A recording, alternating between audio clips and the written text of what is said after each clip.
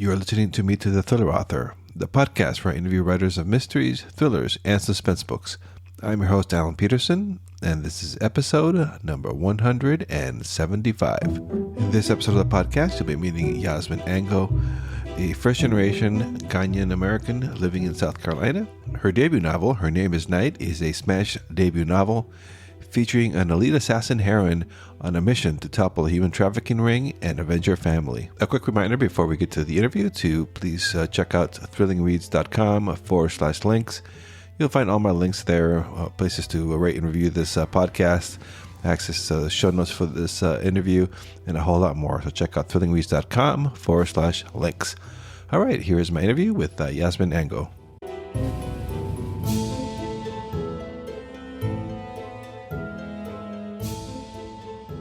Yasmin, thank you so much for coming on the podcast.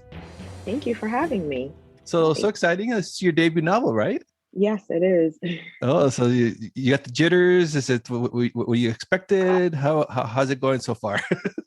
So far, it's going okay. I've got the jitters and the everything. So I don't know exactly what to feel right now. So I'm feeling everything. Well, before we get into your book and everything, and can you tell us a little bit about your background before becoming a fiction writer? Sure. So I have been working in the education field, and I taught middle and high school English for over a decade. And then I started teaching, being an instructional coach for virtual teachers. That is my most current position. So I've always been an educator and always been a lover of books and of writing. I've been writing since I was in middle school myself. So it's always been something that I've loved to do. I just didn't know how to kind of get around into doing it until relatively recently. So yeah, that's pretty much it. I've just been educating. And what finally drove you to say, I'm going to try to write a book and see if I can get it published? What was the final push for that? Yeah, I just, it was like back in like 2010 or something like that. And had some life changes happening and realized that the thing that makes me the happiest is, writing. And maybe there's a path towards it at this point when I didn't know that when I was younger. So then I just decided to really make a go of it then and to really, really like kind of go for what I've always been dreaming of. I wanted to show that to my kids that, you don't give up on your dreams, on the goals that you've always wanted for yourself, on that thing that makes you the happiest.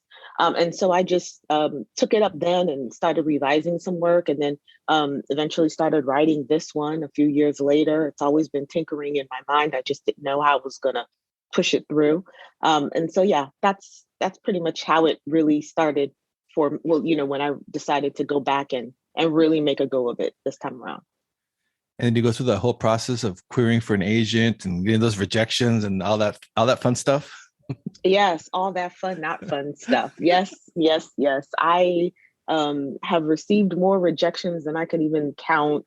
It was really bad, and I felt really horrible about myself when I was trying to query my very first novel, which was a women's fiction.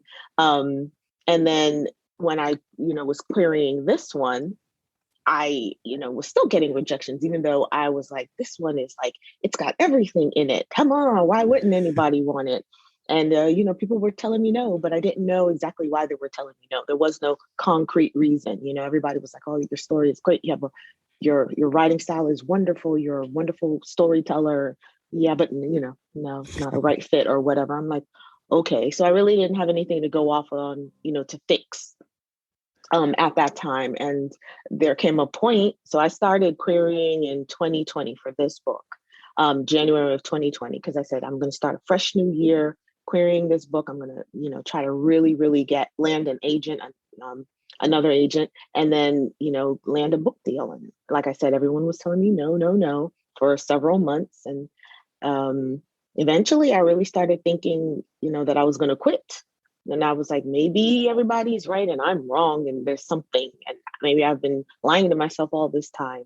And I was really about to quit. But then my friend suggested that I apply for the award that I won, the Eleanor Taylor Bland Award for Emerging Writers of Color. She said, "Why don't you apply for that contest?" And I said, "Well, I mean, maybe, I guess I can, but it's not like I'm going to win." And so I did that. And then I was like, I'll just do this one more thing and apply for this. And then after that, I'm just going to quit.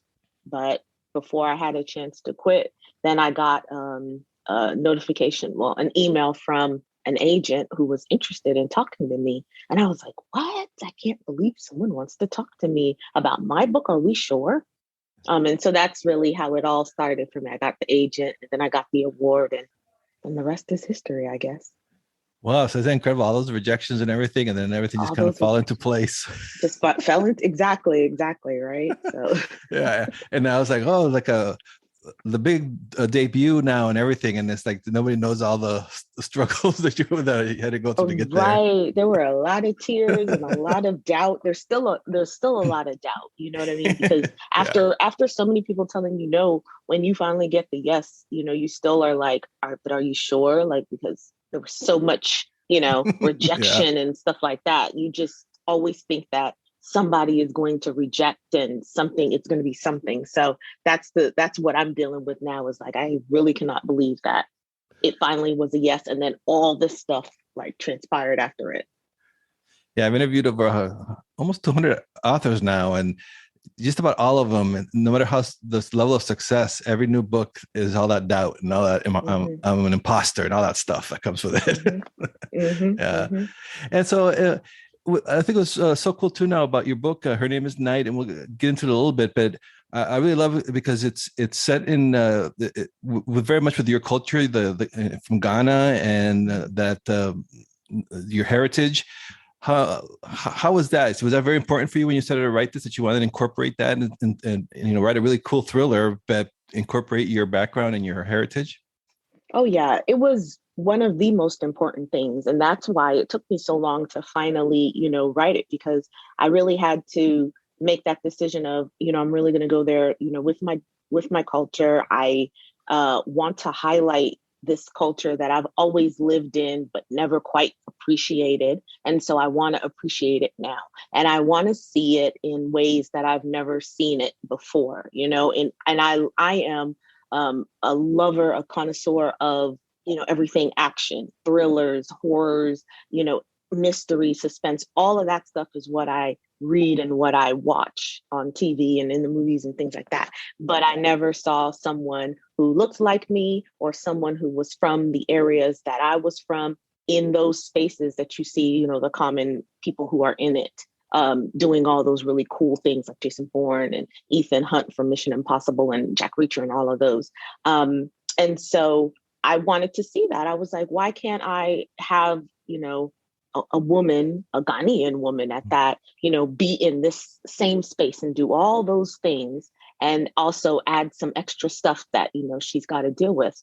And that's when I finally was like, I'm going to do that. I'm going to go there and I'm going to include my culture, because it is a culture that, everybody knows about Ghana, and everybody knows about, Africa and all the countries that are, not considered first world countries, if you know what I mean. And everyone has a perception about those places. And so I kind of wanted to break that perception and put those people in a different light. Does that make sense what I'm saying? Oh yeah, absolutely. Mm-hmm. Yeah. So that you don't always think, oh, these people like live in huts and they walk around naked and chasing boars and stuff like that. These people are elite business people, multi-millionaire billionaires who are running, a clandestine, organization to better Africa. And then this is a Ghanaian girl from a little village, and she is an elite assassin who can take down all these people and things like that. And so I wanted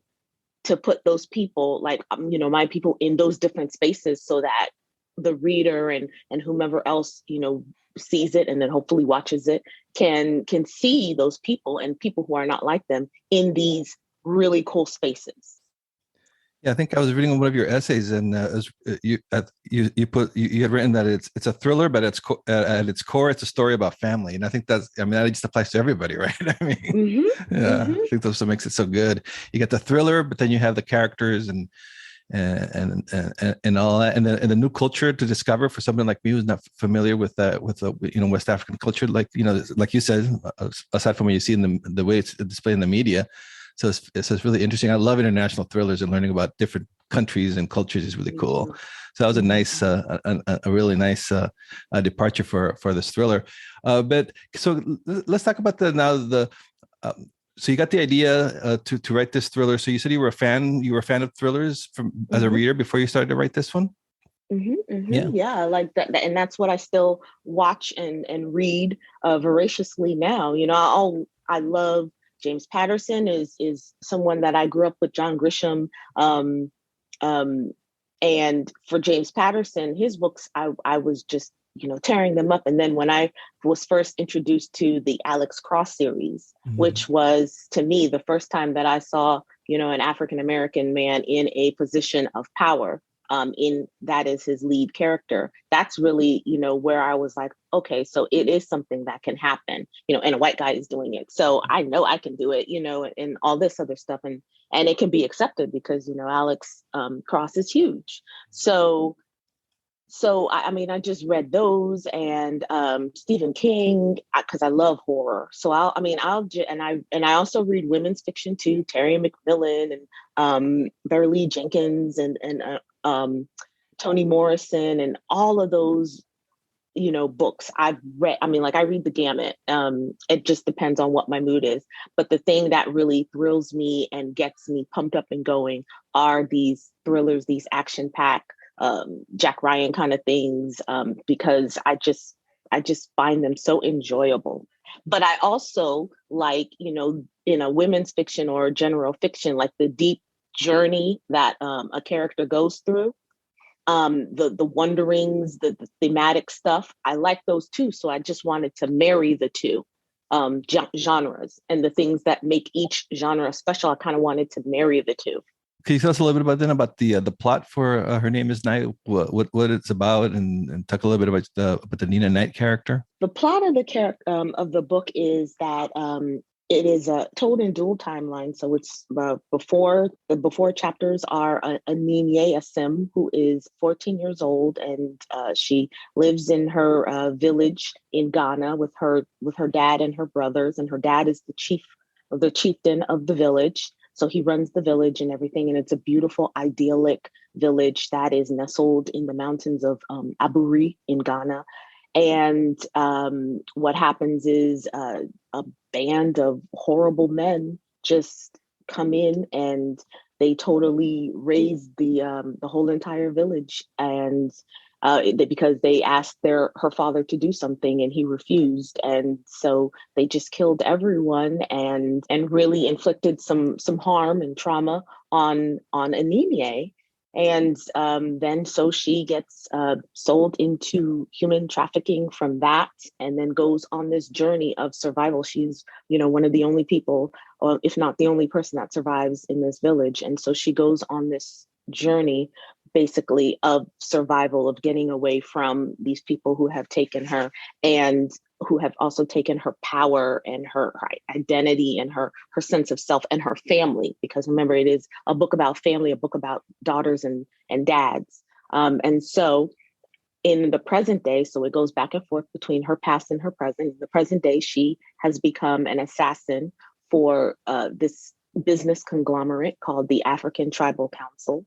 And they are made up of several high-powered African business people from various countries in Africa who have come together to make basically a one Africa, to make Africa empowered and own their own resources and be able to profit off of the things that are that their countries, mine and stuff like that, their natural resources. So she is adopted into this family that finds her, and they happen to be the lead of the African Tribal Council, or the tribe, and she becomes their top assassin. And in her job as, an assassin, is how she, first of all, she feels like that's giving back to the family that, took her in and helped her to rebuild her life. And she just finds family within this tribe, because even though they are, very cold, and I mean, they're not cold, actually, they're super warm and they're wonderful people, actually. But even though, the things that she does, she kills, people, as her assignments come up.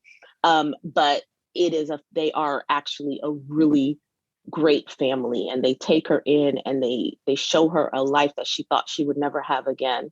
And then she finds out that some of the people that she thought were gone, from the people who demolished her village, are not gone. And so now she must shift, and she is now on a different journey. And this is a path of revenge, because her biggest fear is that it happens again. If these people have a chance to do the same thing again, they will do it. And so she doesn't want to lose the new family that she has, and the new romantic interest that she finally feels like she's ready to start. And so she must save everybody and save herself. She doesn't want to give back her power that she has reclaimed, and her identity that she has reclaimed. She wants to give back by taking out these people who should have been taken out like a long time ago. And so that begins her new journey, I should say. Yeah, and I was so fascinated with the dual timeline, and from the writing perspective, my writer hat on, I was like, "Wow, you did that really well." Was that a challenge to write a dual timeline, or how did you decide on that? Right. So at first it was a challenge, because I tried to write every other. So I would write, Anini's chapters, and then I would write Nina, and it wasn't flowing for me, because I wasn't, it was hard to switch from one person to the other. And with the kind of story that Anine has, you really have to go all in and be in that story, totally immersed. So then when I decided I'm going to write one all the way through, and then write the next one, as if I was writing out a person's full entire life, then it became much easier and it flowed for me. And so I wrote the before chapters first, all the way through, because to me, essentially, there are two different books in one. And then they stop at a certain point where they both converge. And then they become, Nina's now and present, day.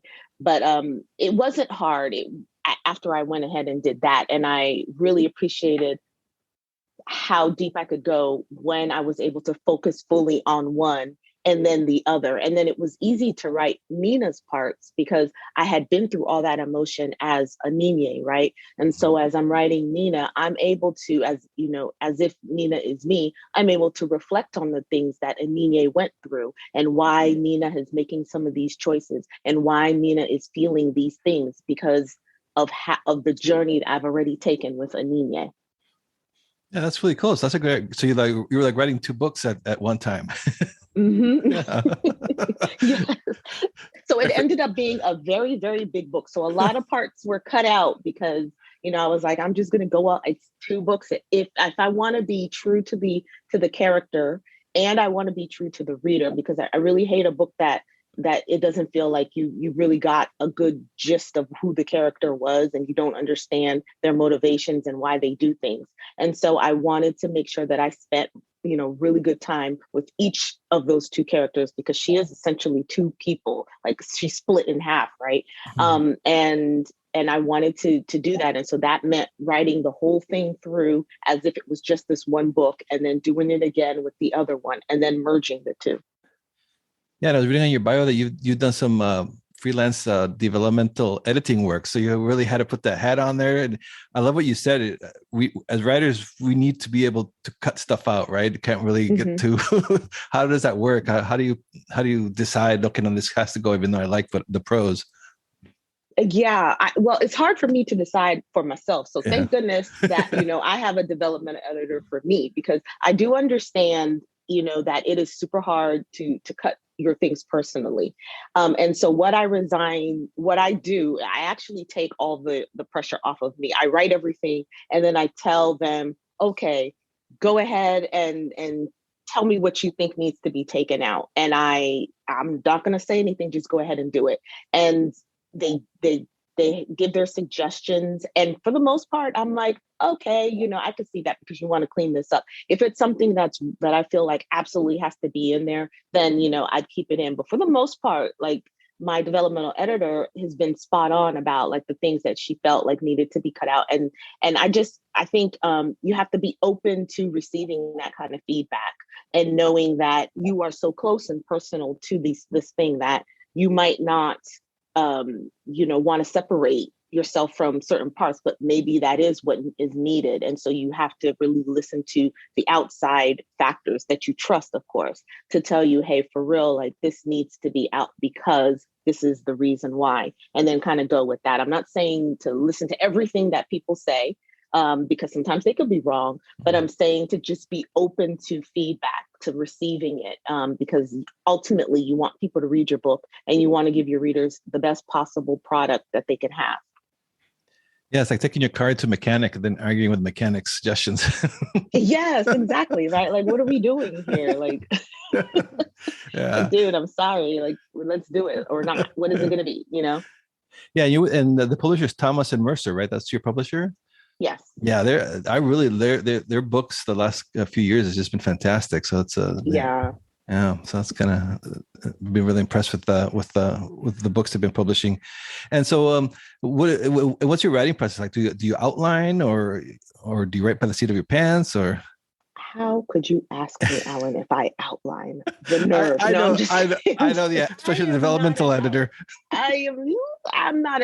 I'll be honest. I'm not an outliner. Outlining is like math to me, and it's just so like focused, and I don't think all the things all the way through. I have an overall vision of a start, and this is kind of where I want to end, and then I just really like start writing and let the process take me however it's going to be. And that depends on how I'm feeling that day or what music I'm listening to that day or, what the character is saying to me when I wake up in that morning or anything like that. So the first book was not outlined at all. It was just, I might have jotted down. I think the most I did was jot down notes about like the characters because I wanted to make sure that I remembered what I said that I wanted for their personality or whatever.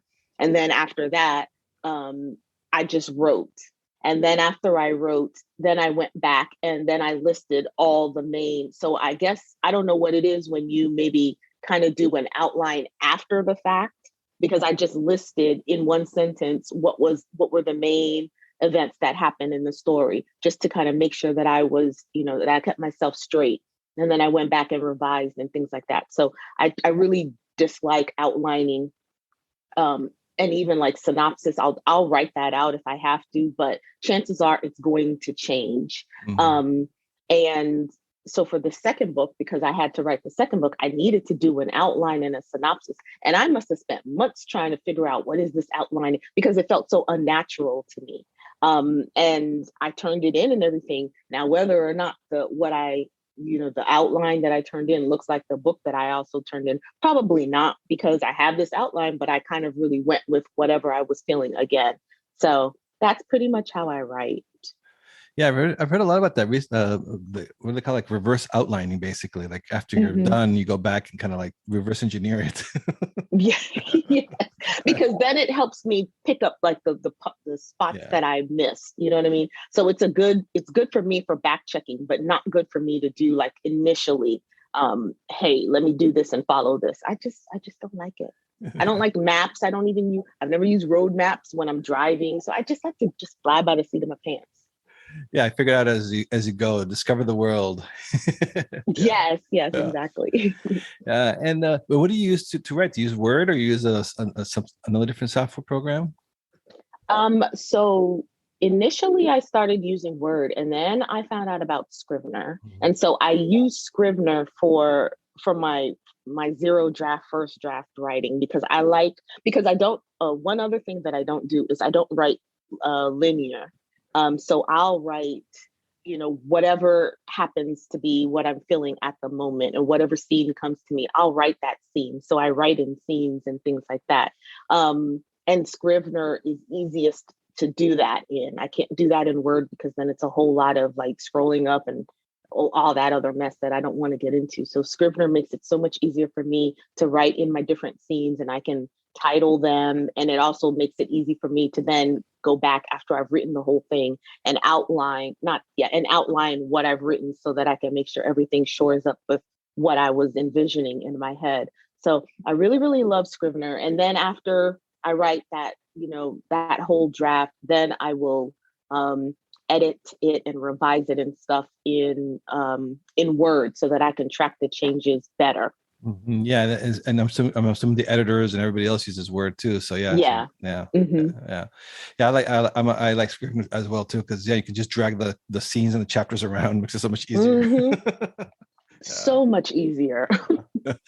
And so, what about your research? Do you kind of curious? Do you put in a lot of research into this? I mean, I know that it's part of your culture and everything, but how much research did you put into this?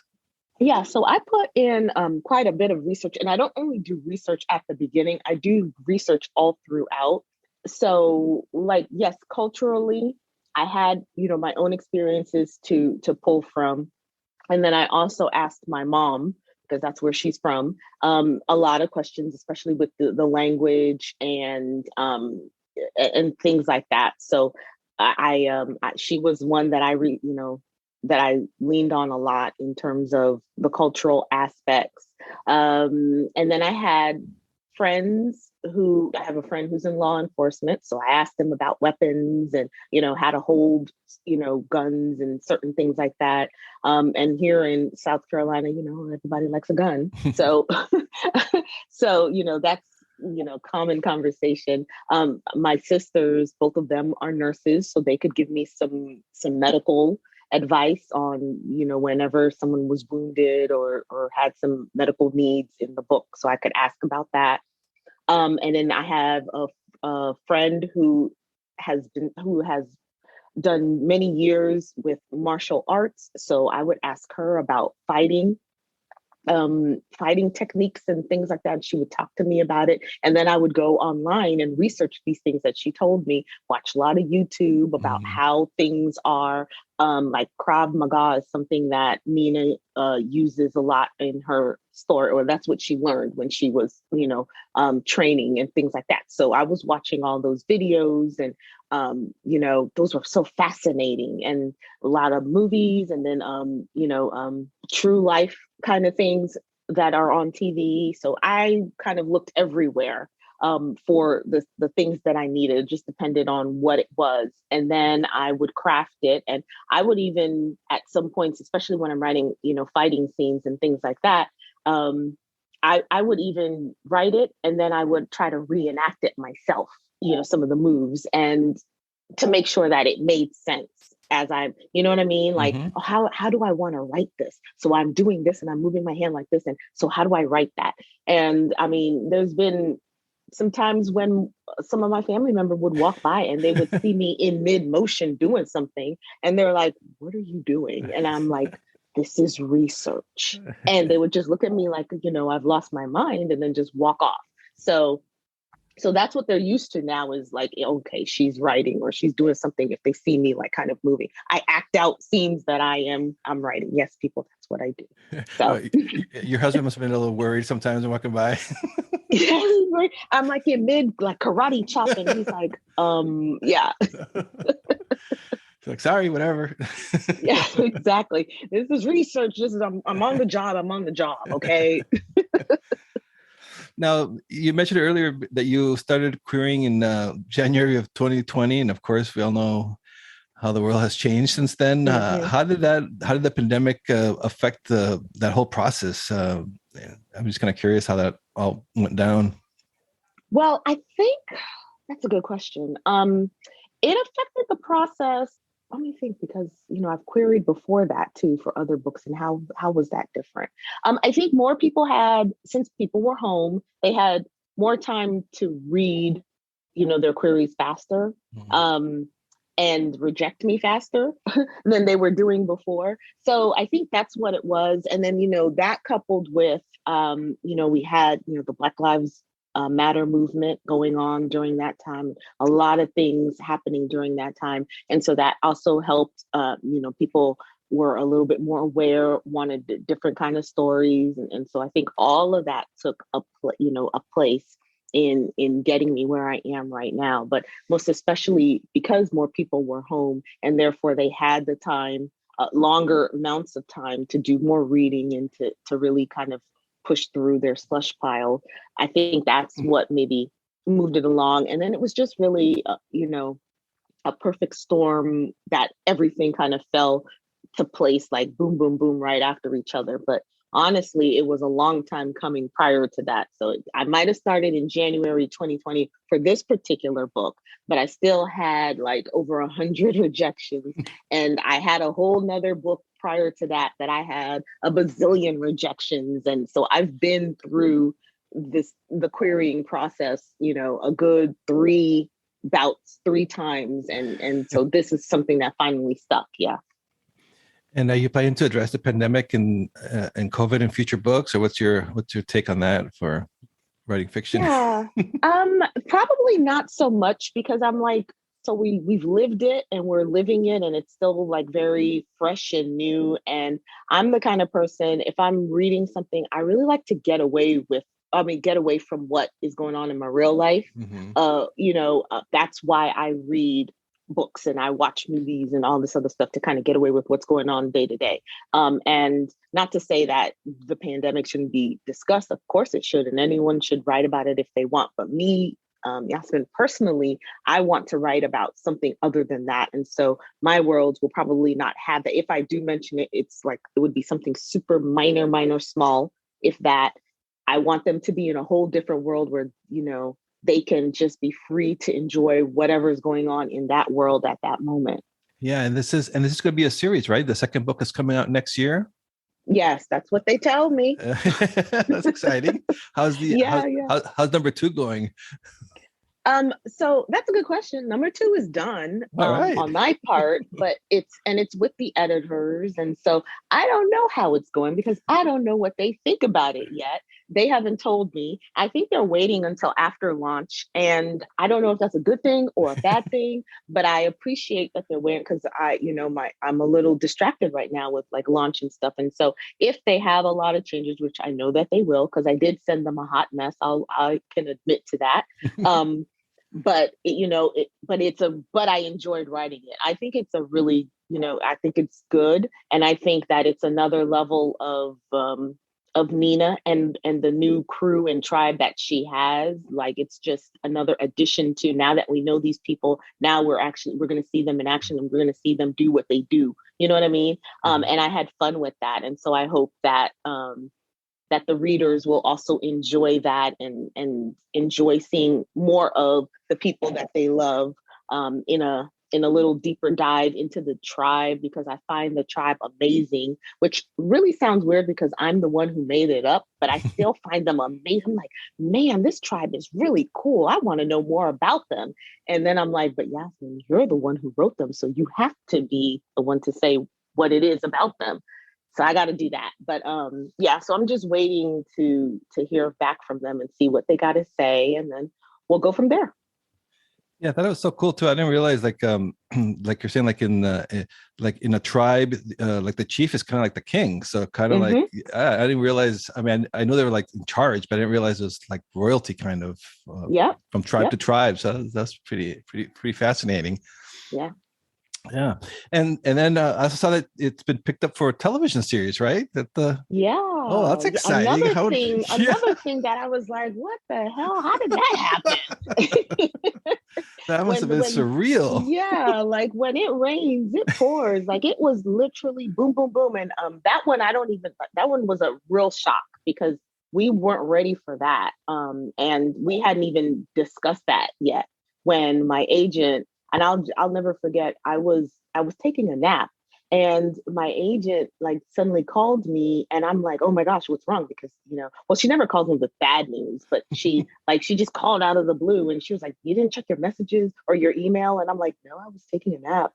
And she was like, oh yeah, I just got this email from a production company. They want to talk to you about like making your book into a TV show. And I'm like, what? But how did they get the manuscript? I mean, because the editor, we had just closed on, the book deal a week prior. So literally a week after that, she got an email, and we're like, how did they get the manuscript? She didn't send it. I surely didn't send it. We don't know who sent it. It's still a mystery to this day. Nobody will Oh, cop to it it's like a and say, mystery story. it is. And so we had to play catch up from there because, once that came in, so then we're like, okay, so it's out there and, people are interested. So now we have to find, the film agent and see, what we could do, who's interested there. And so that's how it was a great process. It was cool talking to, all of those different production company and, California people. And there's just like what would see on like Entourage. I don't know if you ever watched that Oh show, yeah, I love that but show. like, yeah, like Entourage. And I'm like, oh, like these people are really fancy and like so LA and like they look beautiful, and all this other stuff. And so yeah, so it was fun. It's cool. And so I'm still surprised. I'm like, wow, like interesting. Yeah. Well, such great shows coming out now from Netflix and Amazon Prime and everything. So yeah, I think it'd be perfect for a series. That's exciting. And so right now it's being developed, so you don't know what exactly any timeframes yet. I assume it's way too early in the process. Yeah. Like right now they're still trying to square down, a writer. So like that's the last that I heard is, they're still working on the writer and trying to square all that away. So yep. As soon as that happens, then I guess the next, I'm not too sure because that's a whole different world. All I know is the publishing, and I'm barely learning that, right? So they kind of teach me as they go, and they're like, oh, and it's a much longer process, you just said. So it's going to take some time. Yeah. And what's next for the series? Are you starting to think about book number 3, or how does that work? Yeah, I am thinking about book number 3, and I even thinking, possible like prequel, because I think there's some things that, transpire before then that would be interesting for me to kind of like delve into, and for the reader to kind of learn about like, how the tribe started and that whole story aspect or whatever. So, I mean, I have some ideas that are bouncing around, and then I'm thinking about, a few standalones as well that I really want to, that I'm really excited about like working on. So I just got to like write this dreaded synopsis and start like a few chapters to see how I feel about them. Yeah, sometimes the synopsis is like even it seems silly, but it's like harder than writing the book sometimes. Super hard. It's super hard. Golly. Yeah. All right, Justin. Well, before I let you go, I always like to ask my guests, and you have the editing background. Any advice for aspiring thriller mystery writers that are listening? Always be true to your character, and the character that you have developed for your reader, and make sure that this character that you have developed is like is totally 3-dimensional, and like they've got a range of characteristics as a real person would, even your antagonist. And remember that every character is the hero of their own story. And so I think that makes the story even more deeper and more delicious when each character thinks that I'm the hero. And so therefore they've got all these different layers to them and everything like that. So and then the actions that you give these characters, just make sure that it is true to that character. Like this is something that character would do. It's not something so far out of their range that the reader is going to be like, oh, come on now. Is this really, come on. So that's just it. Like, just be true to your character, make them 3-dimensional. Remember that they're the hero of their story. And that will make your story overall even more better for your reader. And where can the listeners find you? Is probably your website's probably the best place. You can find me at my website, which is yasminangoe.com, or you can find me on Twitter, which is Yas, YASA writer. That's on Twitter. And then I am on Instagram at author_Yas. Okay. So her name is Night, comes out on November 1st. So go check that out. It's already doing really well. Let me take a look here. A little real time. Number 18 in the entire Amazon store. That's amazing. Congratulations. 18. Yay. Thank you. All right, Yasmin. Thank you so much for being on the show. Really enjoyed talking with you. Thank you. Same to you. You have a great weekend. Thank you for listening to Meet the Thriller Author. I hope you enjoyed my conversation with one of your favorite writers of mysteries and thrillers. Or if this episode's guest is new to you, I hope you give their books a chance.